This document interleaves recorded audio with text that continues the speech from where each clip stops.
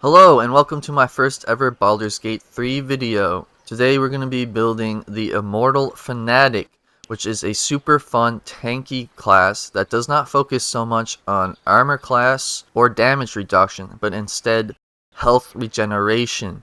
This is going to be a super fun playstyle where you just charge into the front lines, take hits, and deliver them back, flogging your enemies for their sins. Now, this is a Cleric Monk multi-class, which is going to give you some very flavorful RP and great dialogue options. So, for this class, you're going to be taking 1 to 3 levels in Cleric, 6 to 9 levels in Monk, and 1 to 3 levels in Fighter. This is personally how I built it.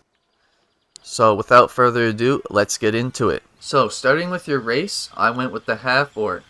This is for the Relentless Endurance ability. As mainly a monk, your hit dice is only going to be a D8, so you're not going to have that much health, and you're not so much focused on preventing damage, but healing it back. You're going to be able to come back from the brink of death, and this will help you clutch up with only 1 HP. I also took advantage of the Savage Attacks feature, but this does not work with your fists, so it's really not super amazing. So go ahead and pick whichever race you want, like Wood Elves, really good because they get the extra movement. They also get immunity to sleep. This will stack with Stillness of Mind, giving you immunity to sleep, frightened, and charmed, which is really strong.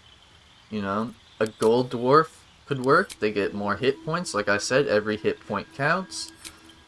You could go with Halfling. Halfling is good for any class because they get the lucky feature. So pick whichever race suits you. You don't have to go Half-Orc. For your class, I started with Cleric, but this was mainly for RP reasons. You are actually better off putting your first level into Fighter because this will give you an additional 2 hit points, and every hit point matters in this build, and it will also grant you a proficiency bonus on Constitution checks, which will help you with your concentration saving throws for spells such as Shield of Faith. Monk really doesn't have good proficiencies at all, and they have the lower health. So for this section of the video, I will be going with Cleric because that's what I did. So we're going to go through the cantrips. The one must-have cantrip is Blade Ward. So this is what I personally went with. I went with Resistance, Guidance, and Blade Ward. Guidance is obviously really good, but if you have other party members who will be taking it, you can swap that out for something else, like Thaumaturgy if you're going to be doing the talking. If you go Half-Orc and you take this ability, you already have proficiency. Now you get advantage. Also, if you picked a race that doesn't have dark vision, Produce Flame is really good. It gives you a little blue light that follows you around, and also you can ignite barrels with it. So that's really good. For your domain, I recommend going Tempest Domain. This gives you some really good proficiencies, and also gives you the ability to call upon the Wrath of the Gods whenever a creature hits you as a reaction for 2d8 thunder or lightning damage. But you could also go Light Domain if you want to be all like, I cast Warding Flare whenever someone tries to attack you to give them disadvantage. That is also an option that would work well. But really, go with whatever domain you want for your particular instance. Besides War Domain, I would say this one's just overall bad because this War Priest feature as a monk is pretty useless because we are going to be using our bonus action to attack with our fists. I chose to go with a good deity. I chose to go with Bahamut, but honestly I would recommend Tyr over Bahamut because he encourages valiant acts from his followers and relentlessly pursuing Oathbreakers. Grumsh is also a good option there, especially if you picked Half-Orc. But if you want to go with an evil god or whatever god you want, go ahead. Background. Once again, go for whatever background suits your role-playing, your playstyle too, because Acting as your background will give you inspiration, and inspiration is really good. I went with Acolyte. You know, I was kind of role-playing a bit as the Flagellant from Darkest Dungeon, who devotes themselves to worship in a temple. But you could be a homeless man just running around beating people as a devout fanatic. You could be some kind of like holy crusader as a soldier. No, or you could just be like a madman criminal who just goes around preaching the word of God in a unorthodox manner. So just pick whatever one suits you best. For your stats, this is what you're going to want to do here. Dump strength to 8. Put dexterity to 17. Being a monk will allow us to use our dexterity modifier with any weapon we're proficient in.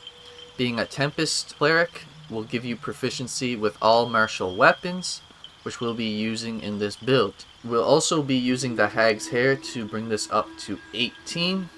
Guys, this is not a Tavern Brawler build, so we will not have that busted ass feat to do insane amounts of damage.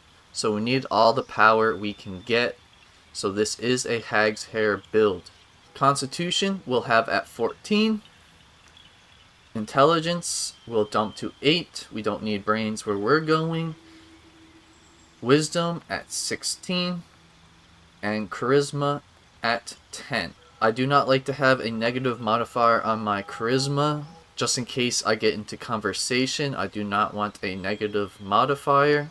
But if you know for sure that's not going to happen, and you're dead set on being a cleric at level 1, then you could do this.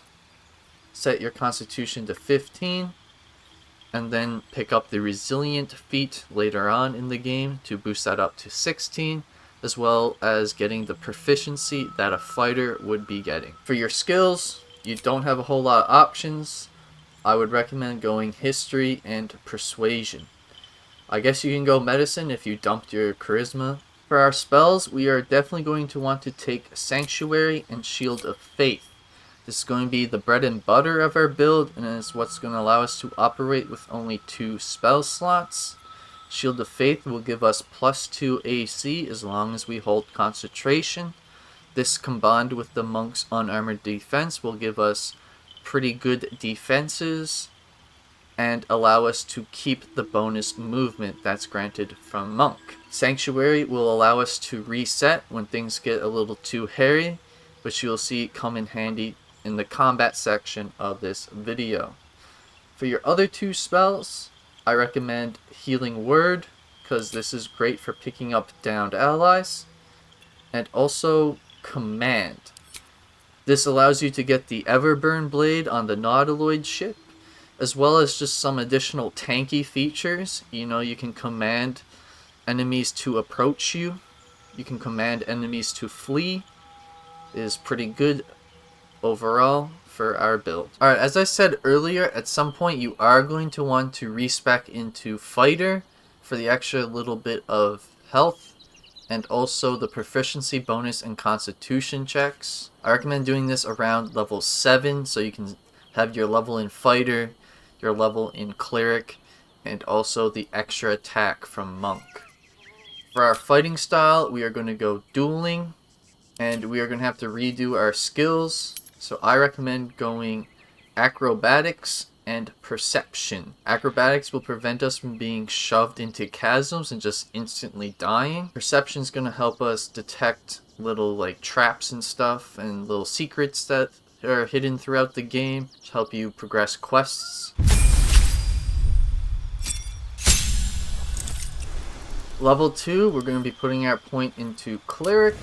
I'm going to take all the same spells as I said last time.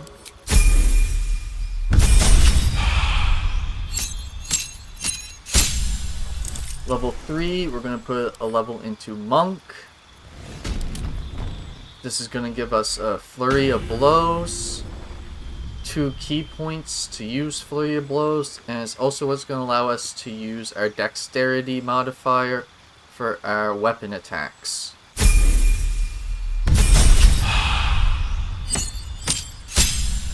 Level 4, we're going to put another level into Monk. This will give us our bonus movement, as well as the Step of the Wind abilities. Patient Defense is good for if you really need it in a pinch. Thing is, you're better off probably using your bonus action to Flurry of Blows, but if you really need it, this thing will come in handy. It gives attack rolls against you disadvantage, which help you with tanking multiple enemies. And the cool things about the Step of the Wind abilities, Dash and Disengage, is that your jump no longer requires a bonus action, so you can get to some parts of a battlefield that you normally wouldn't be able to in a single turn.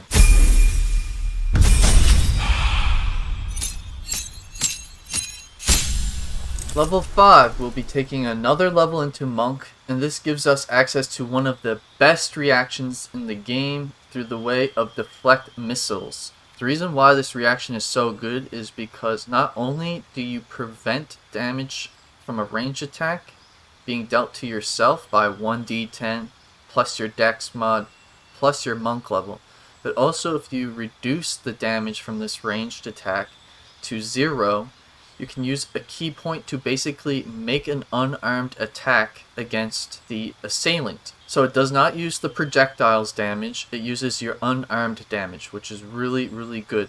This is a reaction you're going to want to prioritize in fights because it is just so much value out of a single reaction. We also get access to our subclass, and we will be taking the Way of the Open Hand.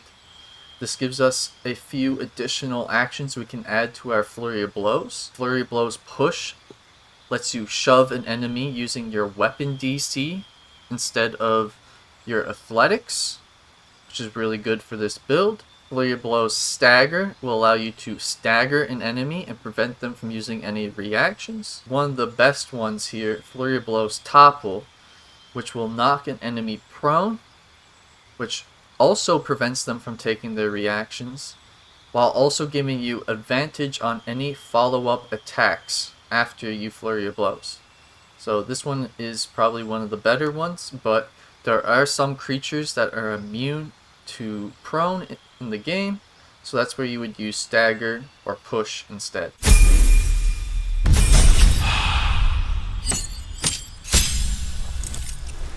Alright, level 6. This gives us our 4th level in Monk. This gives you access to a super fun passive feature called Slow Fall. So you toggle this on once and it's on for the rest of the game, and it grants you resistance to any falling damage. So this is super fun because combined with the healing aspects of this build, you'll be able to jump into what are essentially death pits for other characters that come out just fine. You know, my friend and I had a ton of laughs during our campaign as he dared me to jump into more and more precarious situations. But more importantly, we get access to our first feat. So for our first feat, we'll be taking an ability improvement. Now, if you have the Graceful Cloth, as you can see pictured here in the background on our wonderful tab, and you have the Hag's Hair, your dexterity should already be at 20. So you don't actually get anything out of putting points here. So instead, we'll be putting points into Wisdom. This gives us additional armor class and also makes the saves for our command spell more difficult to make.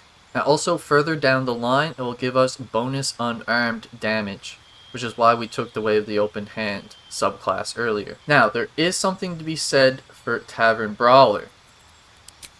And what's to be said about this perk, or this feat, is that it is a feat for degenerates. Alright, this is a degenerate feat. Just for RP reasons, as a devout holy man, we are not spending our time getting plastered in bars trying to brawl with the other patrons. Right? Our God would not approve of that. There are so many sins being committed in these places. You know, you have gluttony, you have adultery being committed, you have gambling, you have prostitution. These are seedy, dark places ripe for debauchery. So for RP reasons, we will not be taking this feat. But there are also some mechanical reasons why. So in 5th edition Dungeons & Dragons, which is the system this entire game is based off of, Tavern Brawler is what we call a half feat, which means it allows you to increase either your strength or constitution by 1, much like here, but it also allowed you to make a grapple as a bonus action on an enemy that was hit by one of your unarmed attacks. But Larian did not implement grappling into their game at all, so what they thought would be a good idea instead was that you would add double your strength modifier to both the damage and attack rolls of your unarmed attacks, making this feat a must-have for any glass cannon max DPS build. Because if you combine this with the elixir of Hill Giant or Cloud Giant strength, it basically means your unarmed attacks will only miss on nat 1s, and you will also be doing big damage on each of those hits. Now, we are not making a glass cannon build. This build focuses a bit more on its defenses, control over the battlefield, and survivability. Alright? And also, we will be actually weaponizing our AC through a few gear items you get in the game. One of those items being a main hand weapon. So, we are actually going to go for the Wisdom ability improvement instead for the extra AC. And also, like I said, this will give us extra damage on our unarmed attacks. So, this build will still be dealing good damage, just not quite the damage as a Tavern Brawler build would.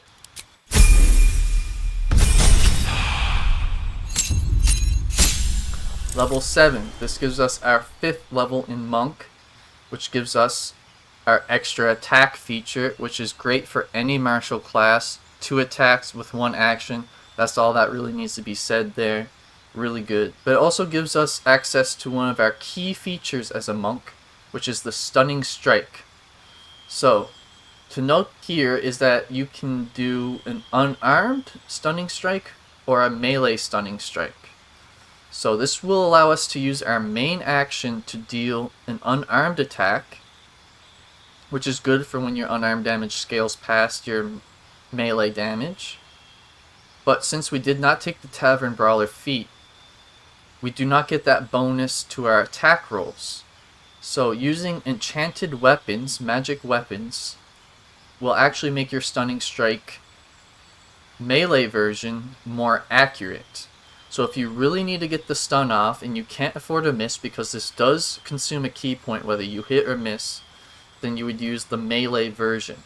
But just pay attention to like the percentage chance you have when you hover over an enemy with this skill and make your decision there.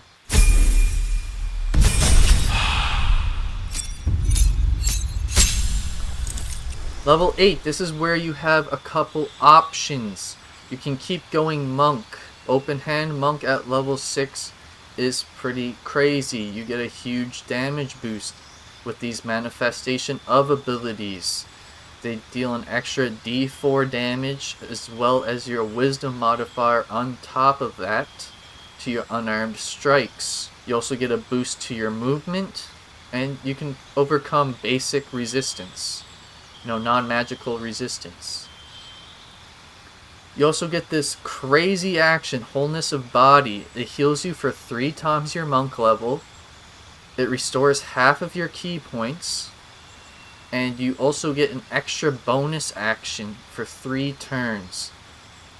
It is pretty busted. Or you can put the level into Fighter, which will get you Action Surge. Of course, Action Surge is Action Surge. Action Surge is really good. So, in this case, I think you do get more out of being a monk in this case. So we'll put the level there.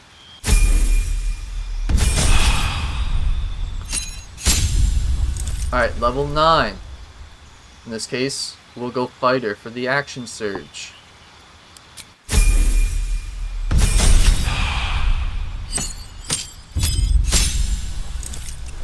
Level 10, we're going to go back into Monk, and this gives us Evasion, which will help us mitigate damage, making us a better tank from Dexterity spell saves. So spells like Fireball and Explosions from explosive barrels or traps, we are able to mitigate that damage to 0 if we succeed the saving throw. And we will have high dex, so that will be happening often. And if we fail the save, we only take half damage. So Evasion is a really good tanking ability to have in our kit. And we'll also get Stillness of Mind, which will help prevent us getting CC'd from Charmed and Frightened. Well, it will just make us straight up immune to those features. So, level 7 Monk, really good.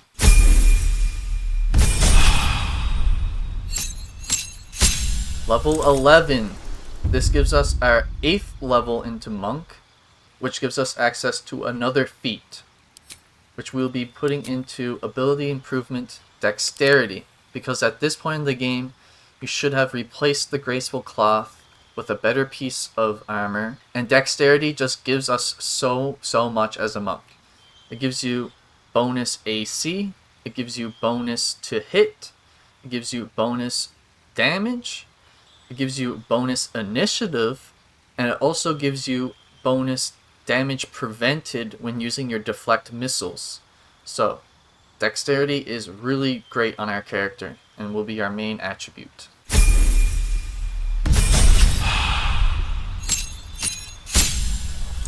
Dun, dun, dun, dun. Level 12, our last level.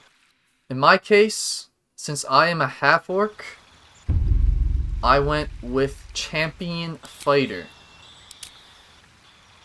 Since we are going to be using a melee weapon in this build, our savage attacks will be procced on critical hits with that weapon, giving us an extra dice of damage, which kind of helps close the gap with the Tavern Brawler fighters, or just between our unarmed damage and our melee damage.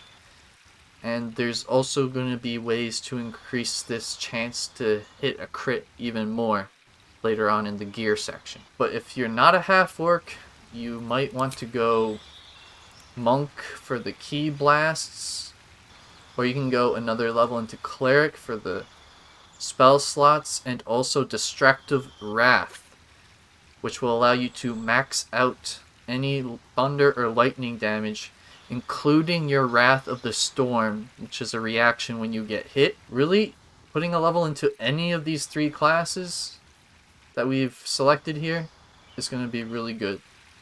But in my case, I went with Champion.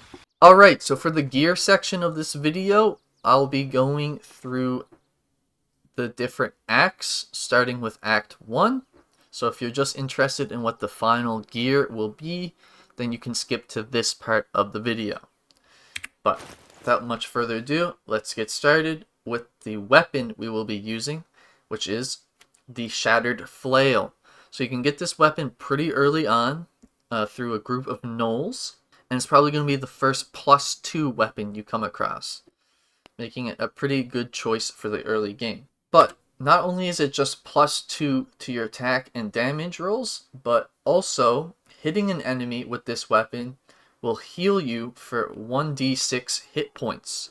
Combine this with extra attack, that is 2 to 12 hit points. Right? But there is a drawback, and that is you will go mad if you do not hit an enemy on your turn, which is a pretty fun thematic drawback, right? Because we're going to be role-playing as this crazed fanatic running around flogging people for their sins. So it fits into the RP really well, and it is pretty fun, but you do not want to go mad. You probably don't, because you will attack anybody or anything nearby, including your allies, and the AI will oftentimes use items in your inventory to do this. But we will have ways around this, as you'll see with the rest of the gear, okay? But you combine this with the Periapt of Wound Closure, and suddenly you have probably one of the more powerful combos in the game. Alright, so the first effect on the Periapt is kind of a whatever effect. When you're downed, you'll automatically stabilize at the start of your turn, so you just don't have to take any death saving throws. The Wombo combo here with the Shattered Flail is Potent Healing. Right, so whenever you are healed, you will restore the maximum number of possible hit points. That means 6 hit points per hit with the Shattered Flail. Combine this with extra attack, that's 12 hit points. Combine that with Action Surge, that's 24 hit points. And you can Sanctuary yourself at the end of that turn for a total of 36 hit points healed before an enemy can even touch you. That is super, super strong, especially in the early game when you don't have as much health, which is what we will be building around, right? To prevent ourselves from going mad, we will be running Crusher's Ring. And this is a ring you get from a goblin named Crusher, and he lives in the goblin camp. What this ring does, it just gives you a flat bonus to your move speed. You combine this with the monk's unarmored move speed bonus, and you'll be able to close the gap on pretty much any enemy on the field, and that means you will be able to hit them with your flail, and that means you won't be going mad. We are also running the Spurred Band. During combat, when the wearer starts their turn with 50% or less health, they gain momentum, which gives you even more move speed, right? So no matter where the enemy is, we should be able to catch up to them and not go mad. To give us even more movement, right guys? So movement and healing is the name of the game here. We will be wearing the Haste Helm, which gives you 3 turns of momentum at the start of each and every combat encounter. And this will give you, I believe, 4.5 meters of movement at the start of an encounter, and it goes down by 1.5 meters every turn, right? So we'll be just zooming across the battlefield, flogging our enemies. It's going to be a whole lot of fun, and we'll be using this helmet to help us achieve that. And you get this helmet from the Goblin Village, the Blighted Village. There's a chest in a wagon, I believe, that is locked, and it has this inside of it. And that's where you get that. For our armor, we're going to be wearing the Graceful Cloth. Now, this is a piece of clothing, so we still get our unarmored bonuses for wearing this, so we can add our wisdom to our AC, and we can get the extra movement. But it also increases our dexterity score by 2, which is really, really good, right? Since we're not wearing heavy armor, this will add +1 to our AC. And since the Shattered Flail counts as a monk weapon, it will also add +1 to our attack and damage rolls with it. We'll also gain a bonus to our initiative, and we'll also gain a bit more damage reduction with our deflect missiles. So dexterity is just really, really good to have on this build here. You get a lot out of it, so can't complain about +2 dex. You also, not only that, but you also gain advantage on any dexterity checks. So you can become the main like lockpicker of the group, or a pickpocketer if you don't have a rogue or bard in your party. So you can fit that role, which is really nice. You also gain a +1 bonus to your dexterity saves, which is really good when you combine this with the evasion feature from level 7 in Monk. Evasion makes it so that when you make your saves for dexterity, you take 0 damage. So it's really good for preventing damage. And if you fail the save, you only take half. So it's really good to get a bonus to that. And finally, if that wasn't enough, you also get your jump distance increased by 1.5 meters, which is good on this build because we dumped strength earlier, right? So our jump distance is going to be pretty abysmal, and this is just going to give us a good, decent amount of jump distance. You also get this item from the merchant outside of the Githyanki Creche, as well as the gloves we'll be using, the gloves of Cinder and Sizzle. And this gives you an additional 1d4 damage to your unarmed attacks, and also gives you access to a level 3 version of Scorching Ray once per long rest, which allows you to shoot out 4 rays of fire, each dealing 2d6 fire damage. And this uses your action, so you can also flurry of blows afterwards if you really need to put out some big damage numbers. Alright? For the boots, there's not really any good boots for Act 1. So I just had the Boots of Aid and Comfort to go along with the Amulet of Restoration to give my party some temp health whenever I heal them. You know, combine that with the Ring of Salving, and you're actually dealing decent heals without being a life cleric. You could also run the Bracers of Defense, because you get this a bit earlier into Act 1. It's in one of the basements of the houses in the Blighted Village, and this gives you +2 bonus to armor class as long as you're not wearing armor or holding a shield. For a ranged weapon, it really doesn't matter. I just have the Herald there because it's a good ranged weapon. It's a heavy crossbow, so it deals d10 damage, plus its enchantment, so that's d10 plus 1. And whenever you deal damage to a target, it must succeed a charisma saving throw, which they very, very often fail. I pretty much get the Bane effect on the enemies every time I use this weapon. And in fact, Bane actually gives them a penalty to their saving throws, so it's easy to keep up. Just a good little support feature to debuff enemies with. But you are going to want to pick up the Spell Thief from a merchant in the Druid Grove. This allows you to restore your spell slots whenever you land a critical hit, and we will be increasing our chances of scoring critical hits later on in the game. I like to always have Shield of Faith up, so if you lose concentration on that, it's kind of a bummer, but you can get the spell slot back by fishing for crits with this weapon, so that's very useful, because I like to have one spell slot for Shield of Faith, and then one spell slot for Sanctuary, just in case I need it. Okay, not much changes in Act 2.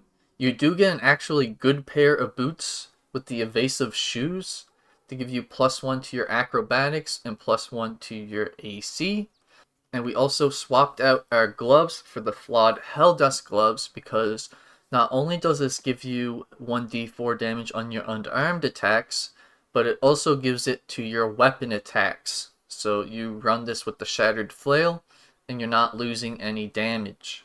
Also, your unarmed attacks have the possibility to inflict bleeding for even more damage. And then, on top of that, you also get +1 to your strength saving throws, which is, it's something. Our first cloak with the Flesh Melter Cloak. And this is really good because whenever a creature deals melee damage to you, they take 1d4 acid damage, right? You combine this with the Wrath of the Storm from the Tempest Cleric, and things are really not going to like hitting you. And you're going to be able to heal back the damage they deal with your Shattered Flail. We also swapped out one of our rings, the Spurred Band, for the Shadow Cloaked Ring. Because in Act 2, there is a bunch of shadow creatures, or creatures that are lightly or heavily obscured because it's very dark there. And whenever we attack a creature that is lightly or heavily obscured or made of shadow, we deal an additional 1d4 damage. So you can't complain about extra damage. Alright, there's a lot of Act 3 gear to go over, so I'm just going to go over it by the order that you would acquire it, roughly. So starting with the Boots of Uninhibited Kushigo. You get these boots at the very beginning of before Act 3 even technically starts, you get these boots. Alright, and what they allow you to do is they allow you to add your Wisdom modifier to your unarmed attacks. And this actually stacks with the Open Hand Monk's Manifestation of abilities. So just giving you a lot of value out of your Wisdom modifier. And we're going to get even more damage with our helmet here, the Horns of the Berserker. You gain a +2 bonus to attack rolls when attacking creatures that have already taken damage, which is actually pretty useful in Act 3 because in Act 3 is when the AC starts getting pretty high on these enemies, guys. Alright, so anything to your attack rolls is really good. But also, unarmed and melee attacks will deal an extra 2 necrotic damage as long as you don't have your full health. Alright, so extra damage if you don't have your full health. We'll be attacking a lot as a monk, so let's see, twice with extra attack, so that's 4 damage, and then if you flurry of blows, that's an extra 8 damage a turn, so you really can't complain about that. But if you don't deal any damage this turn, you will take 1d4 necrotic damage at the end of your turn.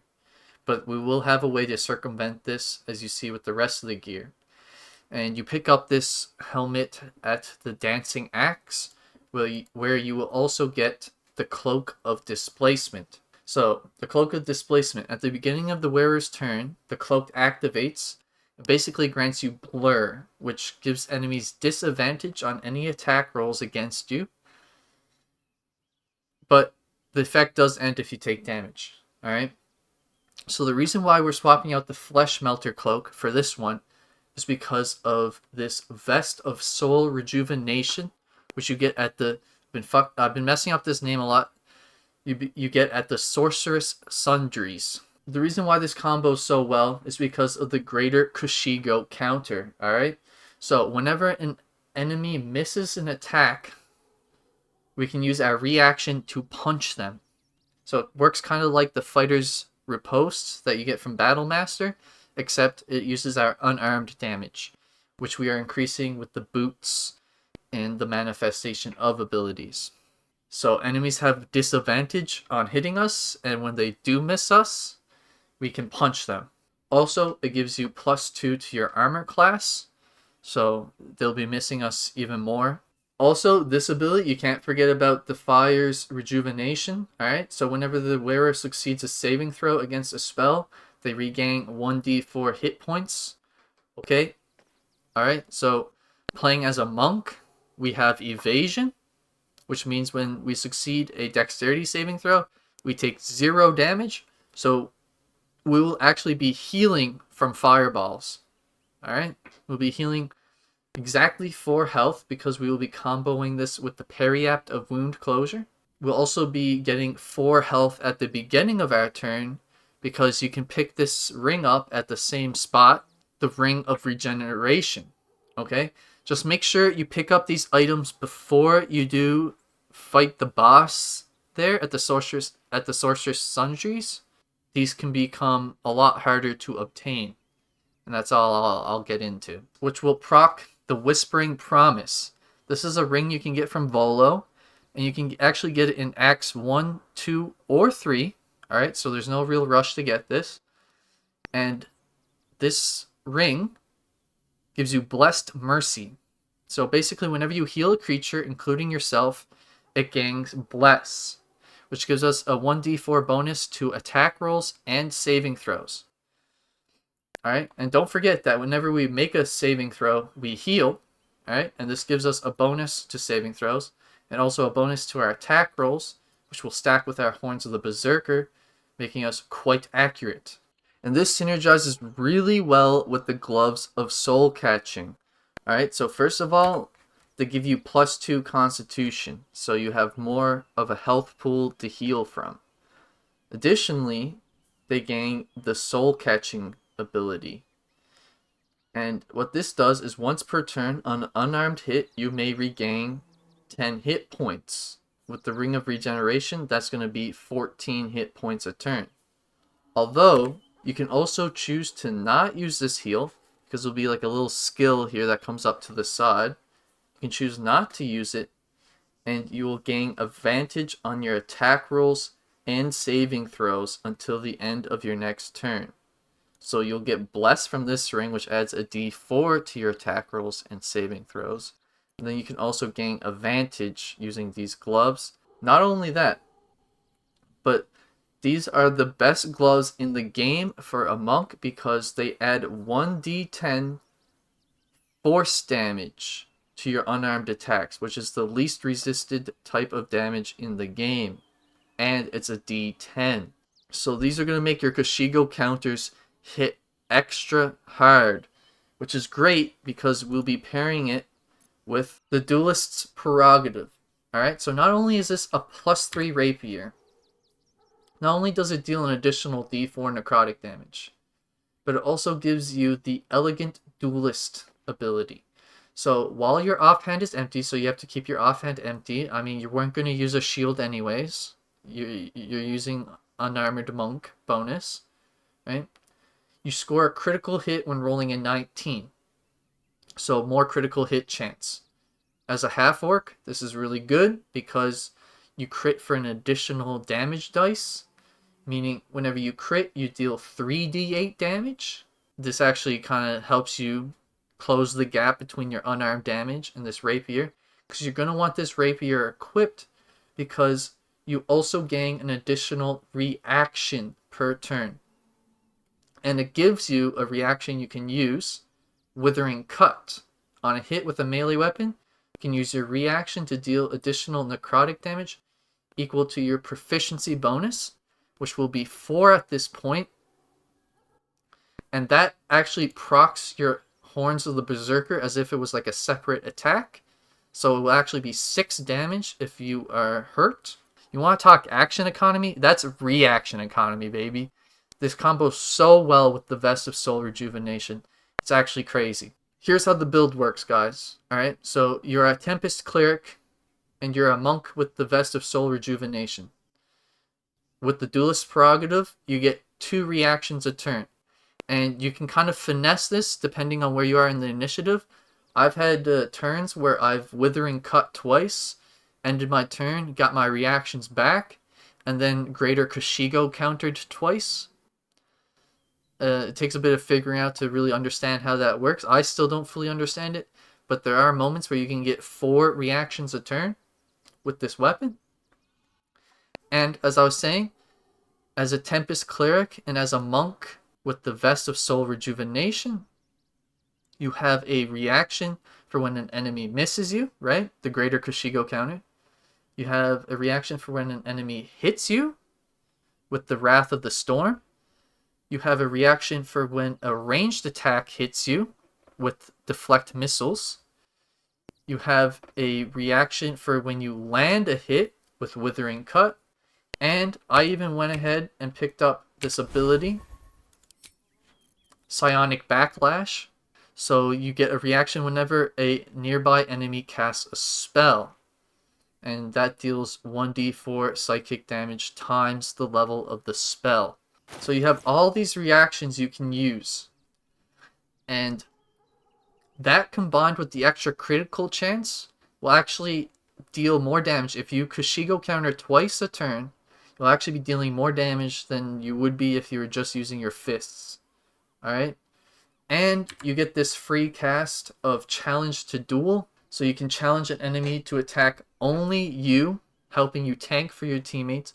And also trigger your reactions, right? Because you kind of want to be attacked with this build.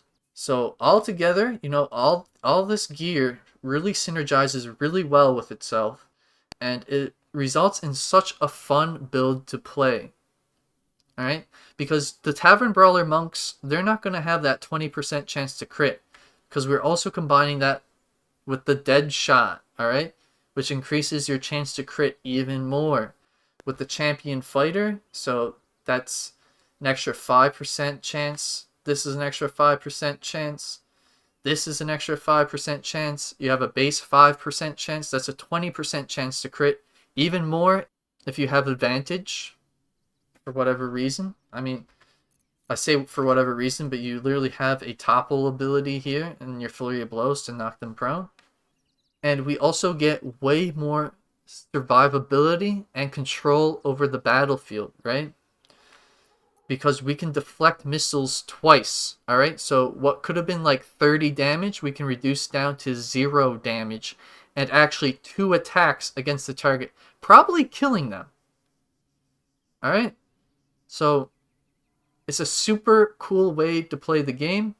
and I'll just let the combat footage speak for itself. You know, enough talking from me. Okay, so I sped up this footage a little bit because my game runs slow when I'm recording, and so does my brain.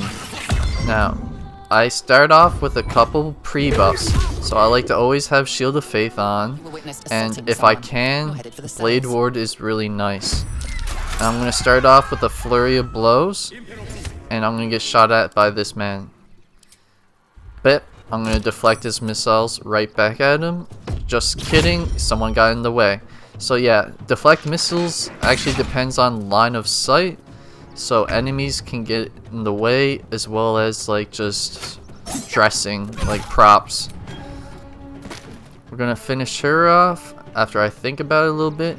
And we're going to happily take this attack of opportunity to get at the ranger. Because look at this, greater Kashigo counter. And we use our advantage to land it. So we're going after the ranger because we do not want to get ensnared by his ensnaring strike. I've lost concentration every time I've been ensnared. I know it's supposed to happen for prone, but for some reason whenever I'm restrained, it happens as well.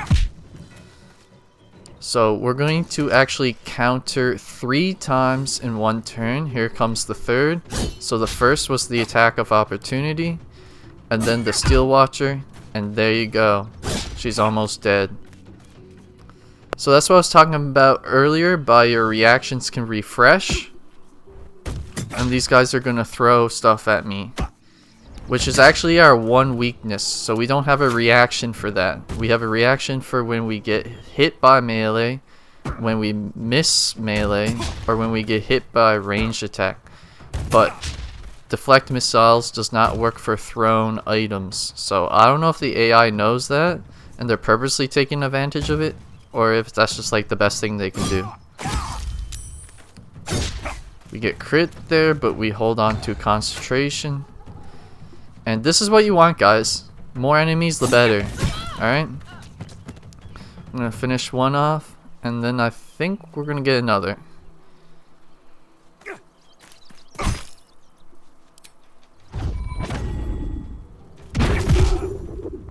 Yep, we got him.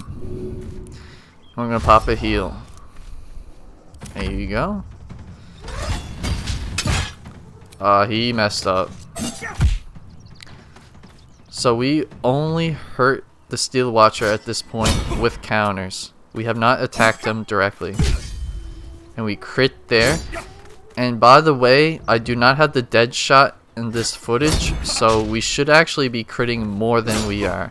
An extra 5%. I forgot to equip it though. We're gonna finish this guy off. And that just leaves 2.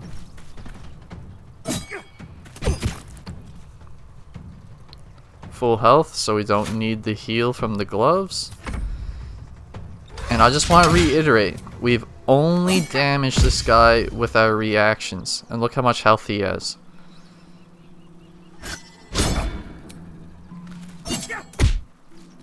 There you go, almost got him.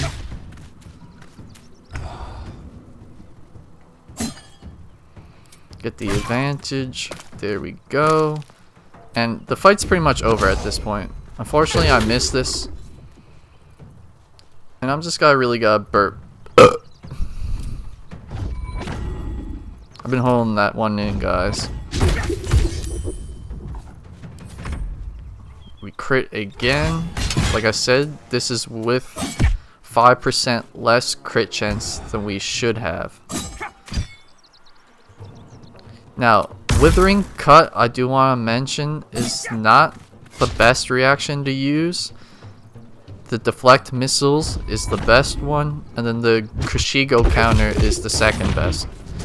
So keep that in mind whenever the reaction prompt comes up. Okay, so I wasn't done there. You know, I barely got hit that encounter, and I really wanted to show off the tankiness of this build. So I went ahead and refreshed some of my ki with that amulet, and I also took the opportunity to try out Volatile Shield. I'd actually just unlocked it before this footage, so I wanted to give it a go. Also, I want to point out that most build videos show off their combat section with like a potion of speed and elixirs and stuff, but this is completely base. The elixir I would recommend is the elixir Colossus, but I just want to show off what purely the build could do. But the elixir Colossus is good because you get an extra D4 damage on each of your attacks, and that damage can also crit. But you can use whatever, like Bloodthirst is really good too. Especially when you're using the flail, you can just heal so much. I used my advantage from the gloves to shove that guy off the cliff. That was really satisfying. And here the shield is going to pop, and I'm gonna get both stunned. But unfortunately, my luck runs out because I get crit not once, but twice. See? Twice in a row. So we are very low. Luckily, we still have a slither of health left, so we pick ourselves back up. And this is like what I like to do to just put out as much burst damage as possible. I hit Wholeness of Body and Action Surge, and then I just start swinging. But yeah, as I was saying earlier, you can use whatever elixir you want. Like even the elixir of viciousness for even more crit, which is an advantage of this build over the Tavern Brawler. So we still have an attack and a bonus action here, and I think about healing, but I think I go ahead and risk it because we still have our half-orc ability that allows us to survive with 1 HP.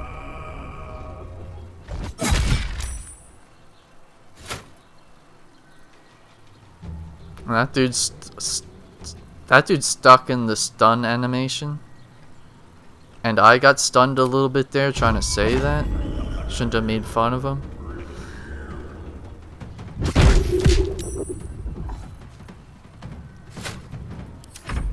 Here we go. Yeah, I thought about healing, but I was like, nah.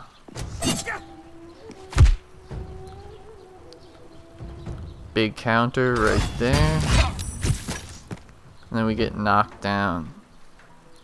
But yeah, so like, if you get knocked down, you're gonna lose Shield of Faith. No save, just you lose it. And there, my half-orc racial ability was procced. So I have no more second chances. So what I'm gonna do here is I'm gonna inflict a bit of damage.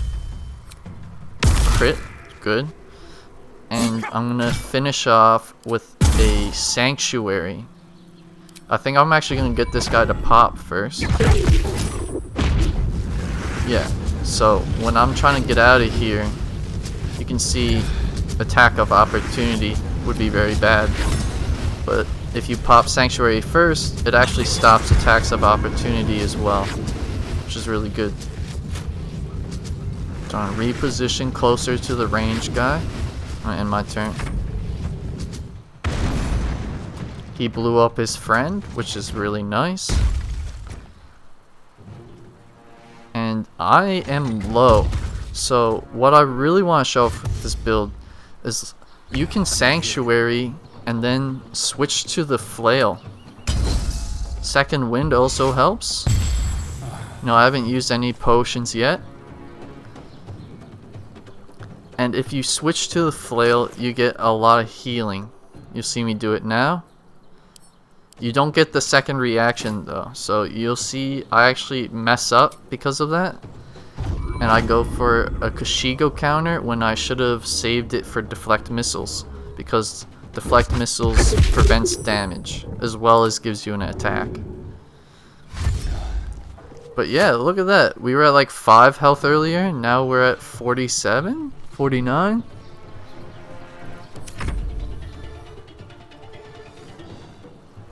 And this is what I'm talking about here. I take the counter. but I forgot that I could get shot at.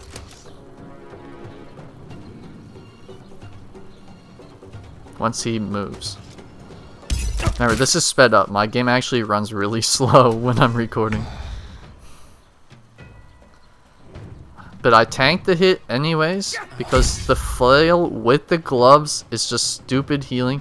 With the ring as well, we're just healing so much.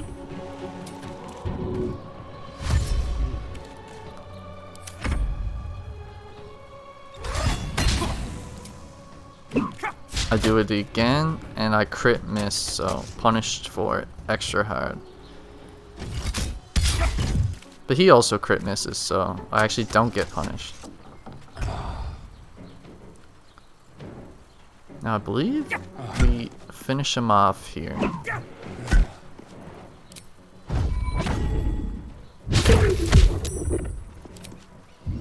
Maybe with the counter?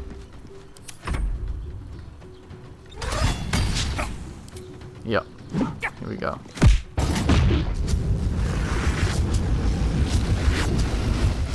So we need to get out of there, and this dude jumps on the rooftop.